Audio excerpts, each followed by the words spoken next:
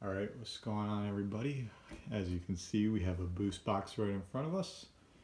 This is the Perfect Kicks 4th version of the Pirate Breads, or the Breads V2s, and I'm going to be doing a 6-month consumer review. So I bought these shoes roughly about 6 months ago. Here's the box for it. Everything that came in it, I still have in the box. Even the soles, I actually took out the insole of the shoe because it did not fit right. But so first, looking at the box, we can see that the sticker right here actually looks really good. Everything on it is lined up. The Y is symmetrical to the line here, which it's supposed to be. The person does not have most of the fakes actually have the wrong, I guess, silhouette of a person on that black spot right there. So that's correct. Also, the C black red is correct. The Yeezy Boost V2, everything on here is correct, I would say. We go to this side, there's nothing. We come up to this side. This is where we start running into problems. Sorry about that. This is where we start running into problems. So we have Yeezy Boost 350. Everything here is fine. But the problem is that the box size is actually not the correct size to where this should be fitting in it. It's really off. This is the way it came. It's not like it fell apart. This part didn't even come glued right here. But yeah, the box is pretty good though. Besides that, it's just a little bit small compared to the real pair. But yeah, so let's go ahead and open this up. The thing that we can see is I'm just going off to the side. We have the wrapping paper right here. You can check that out. It's kind of correct. I would say it's correct compared to the real one. Maybe the real one's a little bit less like stiff, but this is really good. We got another one of those. Put that out to the side. Next up, got our receipts here. Can't really see that, but I got to put it sideways. But this just paper. This is not a receipt. Kyle Ramos is your Foot Locker, the person who's checking you out. So yeah, that's no good. Barney's New York. These shoes did not sell at Barney's New York. The only shoe that Kanye has ever produced that is sold there is actually the 750s. But, I mean, guess you have it. Inside the box, besides that, there's nothing. So now we get on to the good part, the shoes. Well, here is the shoe. I will take a camera now. Here's the shoe. You could check it out. Give you guys a really detailed look. Sorry, my hand. I wish I had a tripod. I'm trying to buy one right now, actually.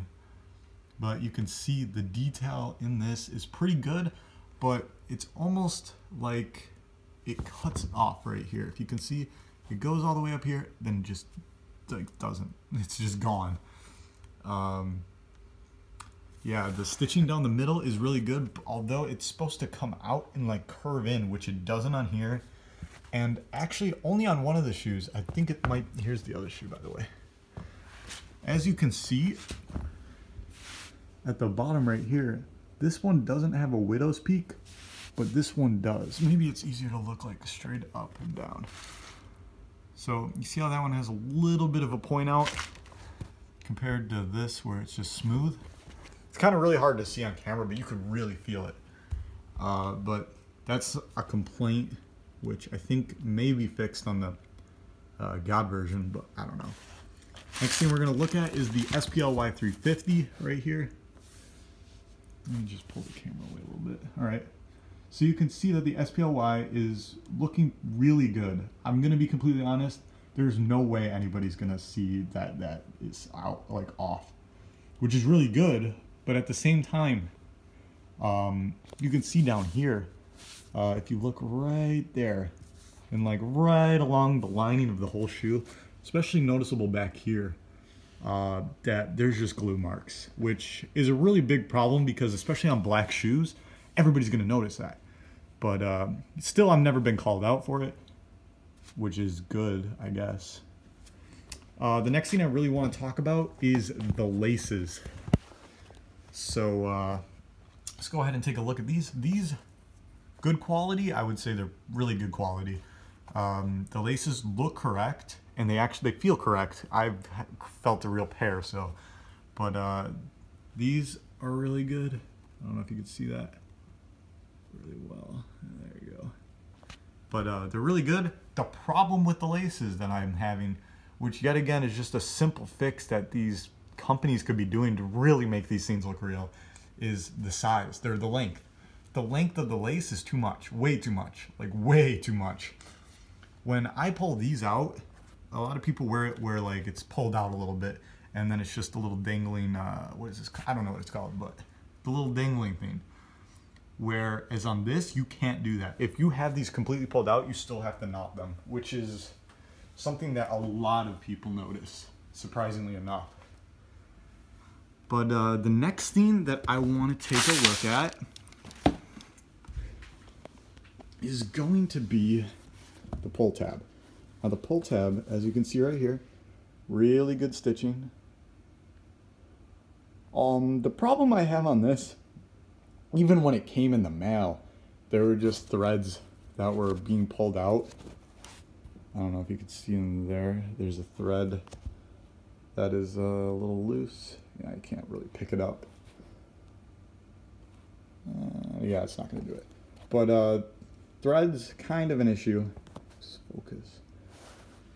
Thread's kind of an issue. And the second problem, which is honestly the biggest problem I have with these fakes, which I see it on every single fake. They've never been fixed. Nothing has ever been done to do with them. But it's like, it's really simple. I just don't get it. The pull tab here, you can see that the length that it comes out is just way too much. On the real pairs, it comes out to like about maybe right here, which is kind of hard to see with my hand in the way. It comes out like right there. But with all that extra space, it's not going to allow you to do that to make it look real. So that's a really big problem. The next thing on the back that I see is if I lift this out of the way, you can see that this comes out way too much. It's like, it's supposed to be right there, around there, but it's like that. So that's a big problem. And here's another look at the back of the shoe. As you can see, glue stains, which is a big problem, but I've never been called out for it. So I mean, I wouldn't really worry too much if that's like your deciding factor. The next thing that we want to take a really, like this is big. On these fakes, usually this boost, you can see the boost, right? It's usually really, really like see-through, which on the real pairs, I would say the opacity is maybe like 40%, whereas the fake ones, it's like 60%. But I've noticed that the more I wear them, the more like, the less translucent it is, which is good. So I guess wearing means get better quality. I don't know. But we'll go ahead and turn this shoe over. I'll let you guys take a look at the boost. Here, let me get that out of that light. So here's the boost. As you can see, it has the little things right there. In some points, see lines. But yeah, so that looks really good. Here's the side again, side shot. But here's the other shoe. Looking the same. These do not pass the glow through the boost test, where you put like a light on the inside and then it shines. Doesn't pass that. I'll throw a picture up if I remember. But the last thing I want to take a look at is the insole. So, pull it out. I've never worn these shoes with the insoles in them. So, that's why they look so good, I guess. It's a good way to put it. So let's go ahead and just take a look here. So these are really good quality. The bubbles here that are supposed to be, they're supposed to be like that, which is good. The bubble back here is supposed to be flat, which it is. Let me focus on that. It's supposed to be flat like that, where most fakes have the bubble. So, yeah. And on the other side, the Adidas Yeezy right here, as you can see. I don't know if I'm going to be able to pick this up on the camera. Maybe if I take it out of that light. You can't see it, alright, but in the Y, it almost follows the texture that's on here compared to it being like just by itself. Like you can see on it that it follows the texture, which it's not supposed to. So that's a flaw. But besides that, I'm gonna be completely honest when I say these are probably 9 out of 10 fakes. Well, that's going to do it for this video. And yeah, I'll see you guys in the next video.